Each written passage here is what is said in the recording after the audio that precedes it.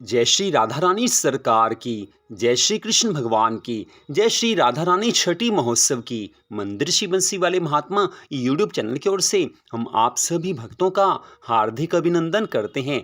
आज हम आपको श्री राधा रानी जी के छठी महोत्सव के संबंध में सारी जानकारी देने जा रहे हैं। इस वीडियो में हम आपको बताएंगे कि इस वर्ष श्री राधा रानी जी का छठी महोत्सव कब मनाया जा रहा है। श्री राधा रानी जी का छठी का महोत्सव घर में कैसे धूमधाम से मनाया जाता है और श्री राधा रानी जी के छठी महोत्सव के दिन श्री राधा रानी सरकार को किन किन वस्तुओं का भोग लगाना आवश्यक होता है। तो वर्ष 2024 के श्री राधा रानी जी के छठी महोत्सव की हर जानकारी इस वीडियो में हम आपको देने जा रहे हैं। आप सबने इस वर्ष 2024 में श्री राधाष्टमी का व्रत अवश्य रखा होगा और श्री राधा रानी जी के जन्म महोत्सव को बड़े धूमधाम से मनाया होगा। तो अब यहाँ पर बात आती है कि श्री राधा रानी जी का छठी महोत्सव कैसे मनाते हैं। सबसे पहली बात यह है कि भगवान श्री कृष्ण जी के समय से छठी मनाने की परंपरा चली आ रही है। ठाकुर जी के समय से छठी महोत्सव मनाया जाता है। छठी माता पार्वती जी का ही एक अंश है, तो भगवान के समय से छठी महोत्सव मनाया जाता है। लेकिन कन्याओं का छठी महोत्सव नहीं मनाया जाता, कन्याओं की छठी नहीं मनाई जाती क्योंकि ऐसी परंपरा नहीं है। लेकिन यहाँ पर तो श्री राधा रानी सरकार के छठी महोत्सव की बात हो रही है, तो श्री राधाष्टमी का व्रत रखा है, श्री राधाष्टमी को बड़ी धूमधाम से मनाया है, तो राधा रानी का छठी महोत्सव भी अवश्य करना चाहिए। तो इस वर्ष 2024 में श्री राधा रानी जी का छठी महोत्सव 16 सितंबर दिन सोमवार को मनाया जाएगा। जी हाँ, श्री राधा रानी जी का छठी महोत्सव 16 सितंबर दिन सोमवार को है। श्री राधाष्टमी का व्रत इस वर्ष 11 सितंबर दिन बुधवार को है और श्री राधा रानी जी के इस श्री राधाष्टमी व्रत से छठे दिन श्री राधा रानी जी का छठी महोत्सव मनाया जाता है। तो 11 सितंबर दिन बुधवार को श्री राधाष्टमी का व्रत रखा गया, तो व्रत से छठे दिन श्री राधा रानी जी का छठी महोत्सव 16 सितंबर दिन सोमवार को मनाया जाएगा। तो अब हम आपको बताने जा रहे हैं कि छठी महोत्सव को कैसे मनाना चाहिए, किस किस चीज़ का भोग किशोरी जी को लगाना चाहिए। तो श्री राधा रानी जी के छठी महोत्सव के दिन अर्थात 16 सितंबर दिन सोमवार को दोपहर 12 बजे आपने श्री राधा रानी जी का पूजन करना है।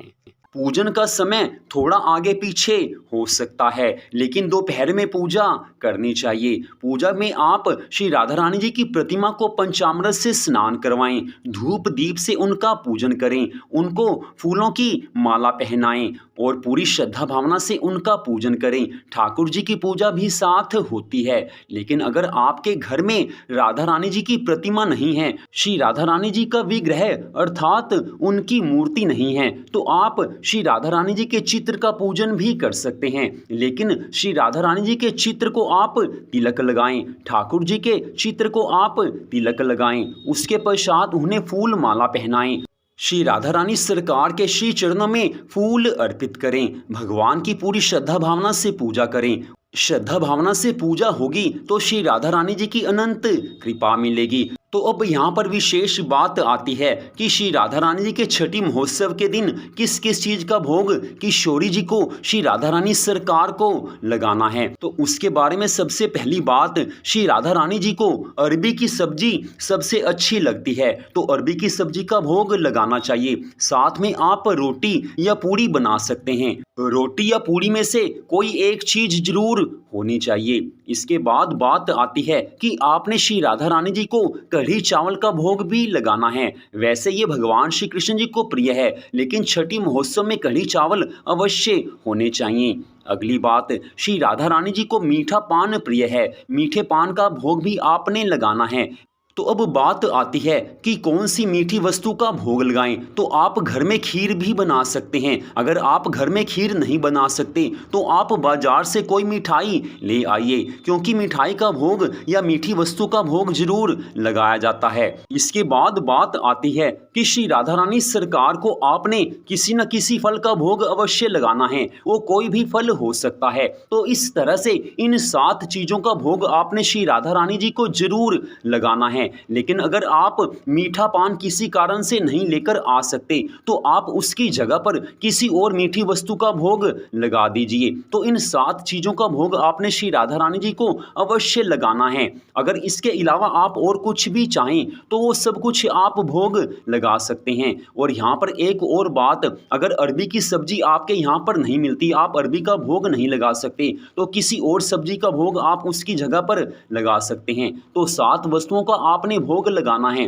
बाकी आप अपनी इच्छा के अनुसार और कुछ भी भोग लगा सकते हैं। तो श्री राधा रानी जी के छठी महोत्सव के दिन इन सब चीज़ों का भोग आप श्री राधा रानी सरकार को अवश्य लगाएं। मन की भावना होगी तो किशोरी जी की कृपा प्रकट होगी ही होगी। सब चीज़ों का भोग लगाकर उसके बाद आरती करनी चाहिए। तो इस तरह से श्री राधा रानी जी का छठी महोत्सव घर में मनाया जाता है। श्री राधा अष्टमी के दिन आपने व्रत रखा है, राधा रानी जी का जन्मदिन, जन्म महोत्सव मनाया है, तो वहीं से भक्ति की शुरुआत होती है। इस तरह से आगे श्री राधा रानी जी की भक्ति में आगे बढ़ा जा सकता है। भक्ति में आप आगे बढ़ेंगे तो श्री राधा रानी सरकार की कृपा अपने आप आएगी ही आएगी। आपके जीवन में अपने आप आपको मालूम होगा कि आपको सुख शांति आनंद मिलने लग जाएंगे, क्योंकि किशोरी जी की कृपा तो आती ही है। तो श्री राधा रानी जी के छठी महोत्सव के संबंध में सारी जानकारी आपको दे दी गई है। फिर भी कुछ प्रश्न आपने पूछना हो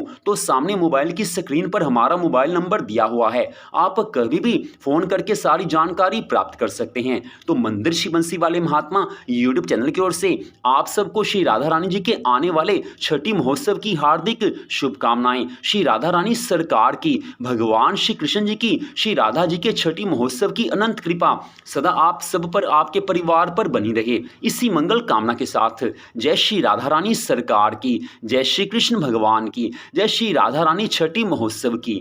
जय जय श्री राधे, जय जय श्री राधे, जय जय श्री राधे श्याम।